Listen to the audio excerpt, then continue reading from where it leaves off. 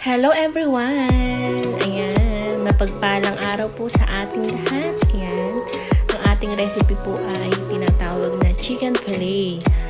Ayan, yung chicken fillet na yan, yung pinaka-fresh yung chicken, fresh chicken.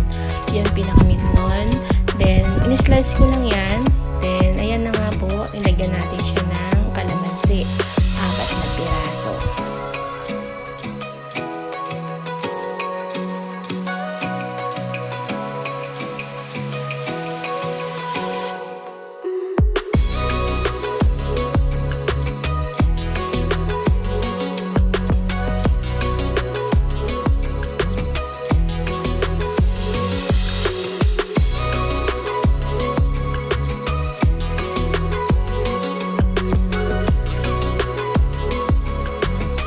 So, ayan guys, natapos ko na siyang lagyan ng kalamansi. Ayan, bigyan ko naman siya ng pamientang durog. Ayan, mas marami, mas masarap yung paminta na ilalagay ninyo. Ayan, yan po yung tamang paggawa ng chicken fillet.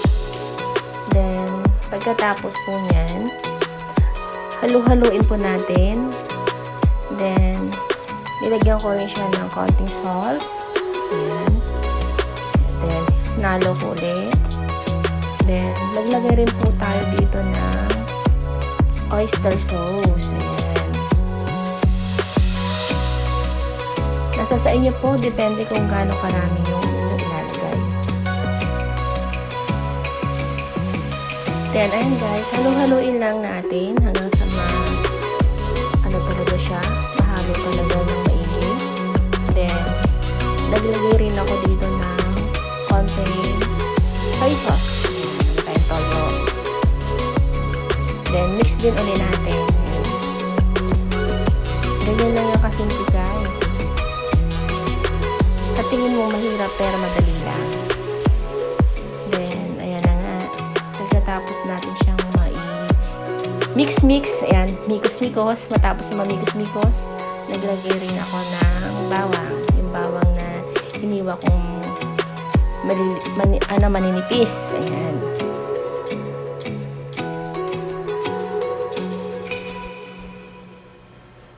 Then, naglagay rin tayo dito ng sugar. Ayan. Konti lang yung nilagay natin, mga isang kutsara.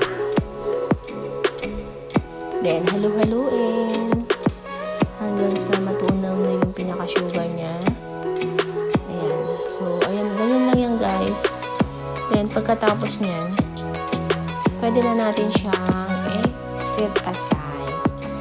30 minutes, pwede nyo na siyang malagyan ng pinaka breadcrumbs. So, ayan, guys, tabi muna natin at balikan natin mamaya.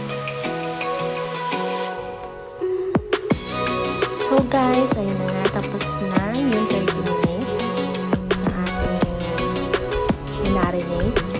Ngayon naman ay lalagyan na natin siya ng pinaka main ingredients para masabing chicken fillet. Ayan. Nagtala tayo dito ng dalawang itlog. Ayan. Mix lang natin siya. Then, mag-prefer tayo dito ng flour.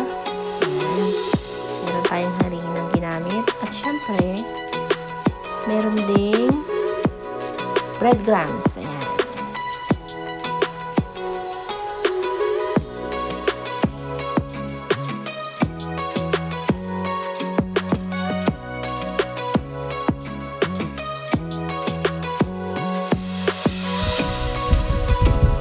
Then, ayan na nga guys, ayan. Start na tayo, kukuha tayo ng marinate na chicken. Then, ayan na nga, didip natin siya sa flour.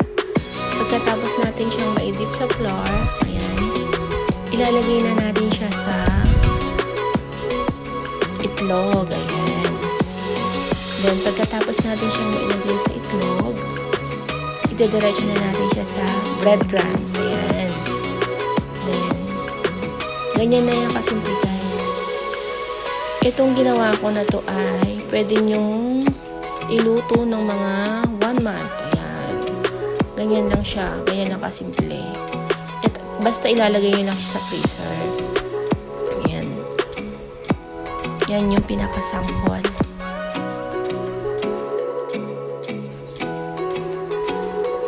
And ayan guys, gawin nyo na lang paulit-ulit hanggang sa matapos yung inyong gagawin. Ayan.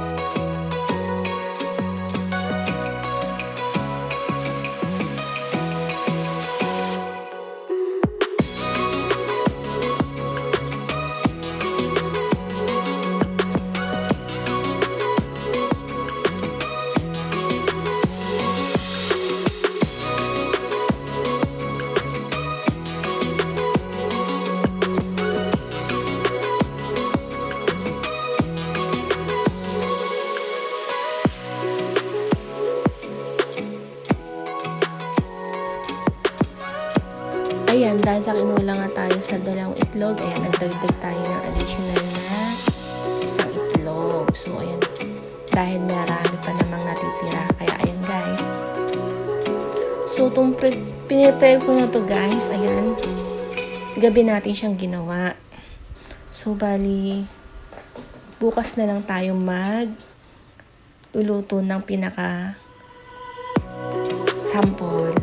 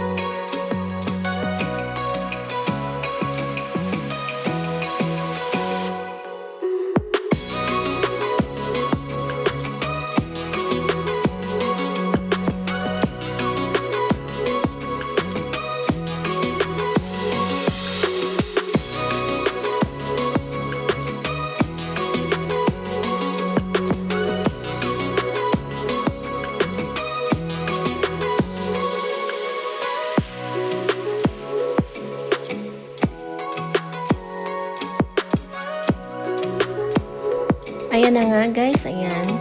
Dahil matatapos na tayo. Yan, halos kulang-kulang na lang mapuno na yung ating lagayan. Then ayan, abangan natin kinabukasan. At ayan na nga.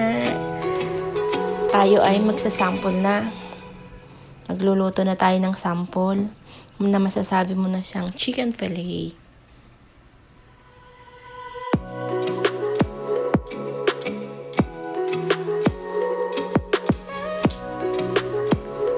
At ayan na nga guys, ayan, pagkatapos natin magpainit ng mantika, ayan, nilagay ko na. At para makita na ninyo yung sample ng aking ginawa.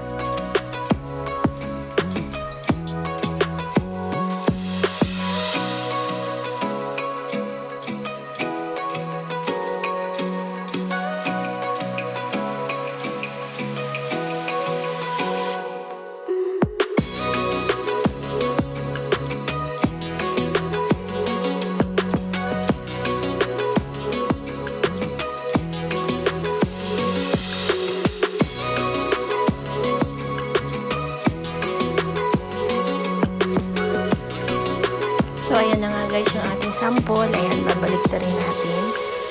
Ayan.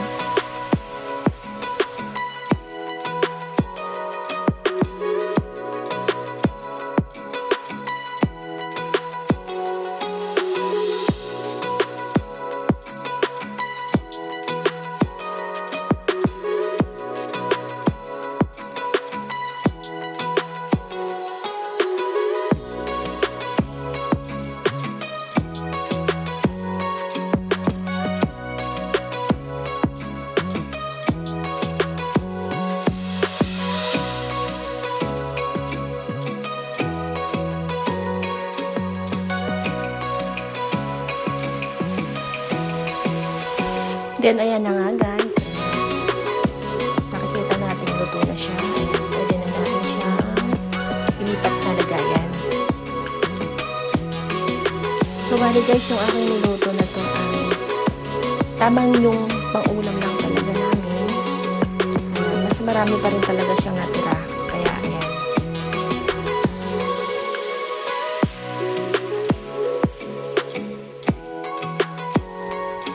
Natapos na natin iluto yung una nating niluto. Then, ayan. Sana ulit tayo ng panibago. Ayan. So, guys, ayan. Yan lang lamang yung aking niluto. Mga dalawang lutuan. So, marami pa rin talagang natitira. Then, ito nga guys, itong aking chicken fillet na ginawa. Ayan. Pwede ninyong magawa para merong pambaan yung mga ano ninyo, yung mga mahal nyo sa buhay. Ayan. Maganda kasi pang binalot siya. Ayan. So guys, ayan na nga yung aking niluto. Ayan na yung pinaka-sample ko na chicken fillet. So, salamat po sa inyong panonood, sa walang sawang inyong panonood sa aking channel. Ayan, God bless po sa inyong lahat. Ayan, huwag pong kalimutang mag-like, comment, at share na rin po. Ayan, at mag-subscribe sa aking channel sa mga bago. Thank you po sa inyong lahat.